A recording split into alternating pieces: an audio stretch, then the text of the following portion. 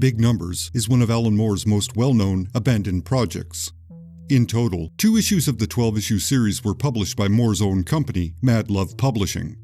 Tundra Publishing was going to take over publishing the series from the 3rd issue onwards.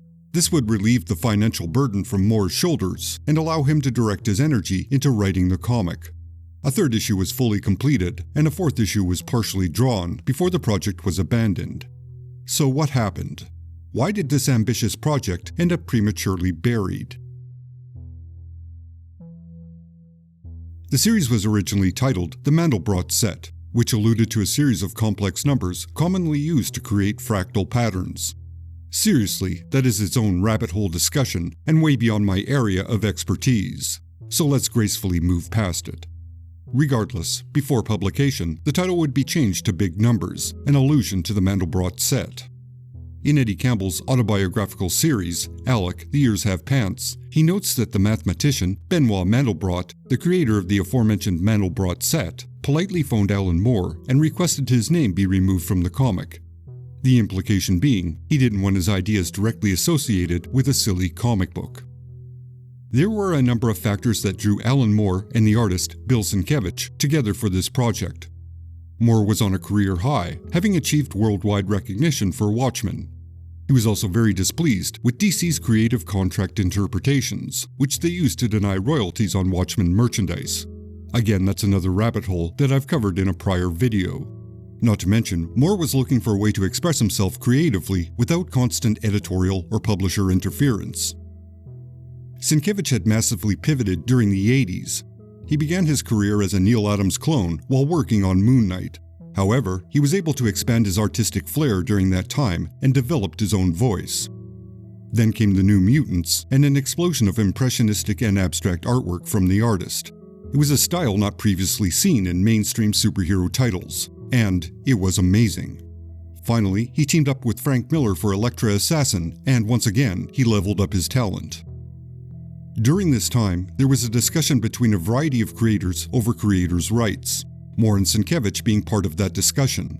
Furthermore, Dave Sim, the creator of Cerebus, who was also included in the creators' rights talks, was a very vocal advocate of self-publishing.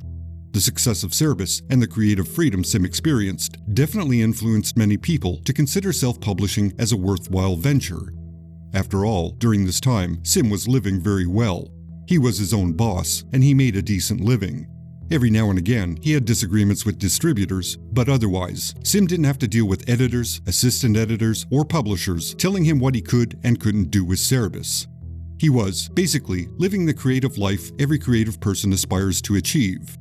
So when he preached the gospel of self-publishing, which he frequently did, a lot of people listened and took what he had to say seriously. Finally, it was a great time for the medium. Comic books were gaining in popularity and prestige, which is another topic I've covered in a previous video. In a nutshell, it was a good time for the industry. All of these factors led to Moore and Sienkiewicz deciding to collaborate, self-publish, and push themselves creatively. As pretentious as it may sound, they wanted to expand the vocabulary of the medium. They wanted to see what they could do with unrestricted access to their talents and capabilities. One more factor that will come up later, Sienkiewicz hired 19-year-old Al Columbia to assist him with artwork on the forthcoming Big Numbers project. The basic plot of Big Numbers involves the people of Hampton, a fictional version of Alan Moore's hometown of Northampton. It's here that a new shopping mall is being constructed. Overall, the story would explore how this one commercial structure would affect the lives of these people, both internally and externally, and how this mall would influence the direction of their city. While the events were seemingly chaotic and random, Moore intended to explore the patterns of order that arose from such chaos. Put another way, it was an examination of the geometry of life, and how complex systems interact and manifest in the citizens and in the environment. At least, that was the intent, as expressed in various interviews by Moore and Sienkiewicz. Beyond that, there are very few details. After all, there are only 2 published issues, with a third unpublished issue being easy to find online. These 3 issues amount to a beginning that doesn't state more than a specific direction. It's certainly an interesting piece from 2 creators that were doing amazing creative work. On the surface, had it been completed, it might have been a masterpiece from both of them. The first issue debuted in April of 1990, with sales reportedly in the area of 60,000 copies. For comparison, that was similar to the sales of each issue of Watchmen during its initial run, which is a rather respectable number for an independent comic that was oversized and square-shaped. The second issue was published in August of 1990, with sales of 40,000 copies. So there was a noticeable drop in sales between the first and second issue, but that's not unusual whatsoever. Retailers always order high for a first issue and make adjustments for future issues. What was very unusual was the 4-month gap between issues. Obviously, delays were not unheard of, but at the same time, they were not common. At that time, delays usually indicated a problem behind the scenes, especially from new or emerging talent who may not be able to handle the demands of regular publishing. The soon-to-be-created Image Comics being a prime example of this statement. But these were two seasoned professionals who were very capable of a monthly or bi-monthly schedule. Yet, after 2 issues, Big Numbers was already highly irregular, which suggested Big Numbers had big problems. For the most part, these delays were a result of Sienkiewicz's artistic demands upon himself. Like Moore, Sienkiewicz wanted to develop past the limitations he had experienced working on mainstream titles. He wanted to expand his capabilities and continue his artistic forward progress. One of the self-enforced difficulties Sienkiewicz experienced was a reliance on photo reference. All of the 45 characters were his renderings of real people that he posed and photographed. As told by Sienkiewicz, setting up photo shoots was a logistic nightmare. Additionally, he mainly used average people, not models, so attending a photo shoot wasn't on anyone's priority list. Most notably, the central figure of the story, a close friend of Sienkiewicz, got married and moved away to Germany. So there were numerous technical challenges of relying on reference material as opposed to his own well-established talent. This is the best point to address an unfounded, persistent rumor. The unreleased third issue was fully completed by Sienkiewicz, although there were reports his assistant, Al Columbia, did the majority of the work. That speculation is based upon the noticeable style change between the first 2 issues and the third. The first 2 issues are very photorealistic, but do contain the distinct Sienkiewicz flair. The third issue is mostly pen and ink, and noticeably more abstract. It's entirely done in harsh black and white without lush gray tones to make them more photorealistic. Due to this, some concluded that Columbia did the majority of the work on that issue. However, the entire issue was done by Sienkiewicz. He does note that Columbia may have done some background work, but the overwhelming majority of the material was done by himself. The end result might not have been satisfying to Sienkiewicz. It wasn't terrible, but it wasn't the evolution he was attempting to achieve. Sienkiewicz also experienced some personal difficulties during production. All of these factors culminated in the artist admitting he wasn't capable of continuing with Big Numbers. The timeline of when that occurred is a tad fuzzy, although it seems to have happened while he was working on the third issue. Again, details are fuzzy, but had the third issue been published when it was completed, it would have likely appeared a year after the second issue. Between the second issue and the production of the third, Alan Moore's publishing company, Mad Love, became defunct, which was reportedly due to the end of Moore's romantic relationship with his partners, both of whom essentially ran Mad Love. Allegedly, they disappeared with a healthy portion of Moore's earnings in the process. So, it was a rather terrible turn of events for Moore. However, Kevin Eastman, the very successful co-creator of the Teenage Mutant Ninja Turtles, offered to take over publishing Big Numbers with his own company, Tundra Publishing. Both creators agreed to this arrangement sometime near the beginning of the third issue being illustrated. Shortly thereafter, Sienkiewicz decided to leave the series, but he did complete the artwork for the third issue before stepping aside. Here enters Al Columbia, the young assistant of Bill Sienkiewicz, who had worked on all 3 issues of Big Numbers. Apparently, one of the reasons Columbia was hired by Sienkiewicz was due to Columbia being able to mimic his style. Although, Columbia was let go at some point while the third issue was being produced. With Columbia being available, and with Sienkiewicz making an exit, Columbia was asked if he would take over the art chores, specifically because his style was very similar to his former employers. That was explicitly why Columbia got the job. He was hired to mimic Sienkiewicz. Columbia agreed, was given an advance to produce pages, and he got to work drawing the 4th issue.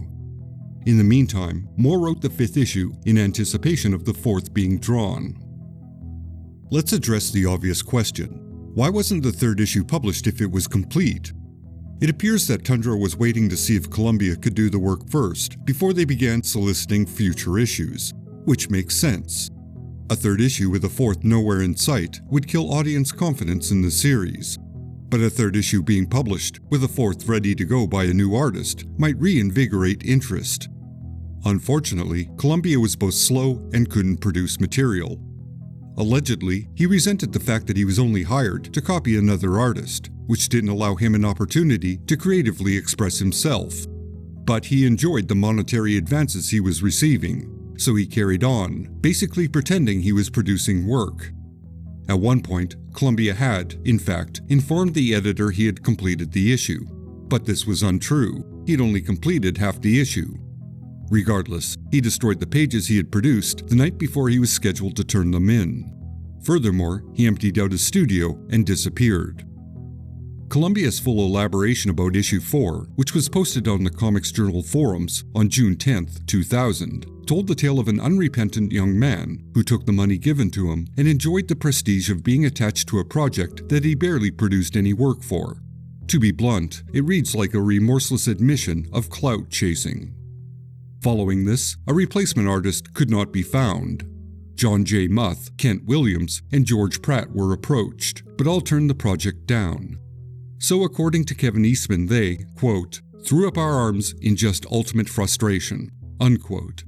And with that, Big Numbers died its final death. In 2003, Alan Moore had this to say about Big Numbers, quote, I simply do not have the energy or strength to write Big Numbers with any conviction if I haven't got the certain secure knowledge that this time it's going to get finished. And I don't see any way in which I could ever have that certain secure knowledge. It's just too difficult. It's perhaps too difficult for any artist, unquote. From a fan perspective, it may be disappointing to hear the work will never be completed in its original medium. However, it makes sense that a project might feel doomed after it's been delayed rather generously and lost its co-creator. Then, after another artist was attached, it experienced more delays, and, ultimately, that artist disappeared after being unable to complete one script. In that context, it would be difficult to work up the enthusiasm to approach a story that had fallen apart 2 times previously. In the end, Big Numbers was an ambitious project from 2 creators who were, arguably, working at the upper limits of their talent. While it's not impossible for the project to be completed, both Moore and Sienkiewicz remained on friendly terms. It may be that too much time has elapsed. The enthusiasm and the raw talent that inspired the existing pages is in the distant past. Ultimately, and ironically, the chaos of life intervened. A certain geometry emerged, and the project spiraled into a repeating pattern of incompleteness. All that's left to say is, thank you for watching. If you enjoyed this video, please subscribe, like, comment, and all that good stuff. Additional thanks to all those that directly support this channel and help keep the lights on. I appreciate every single one of you. Thank you.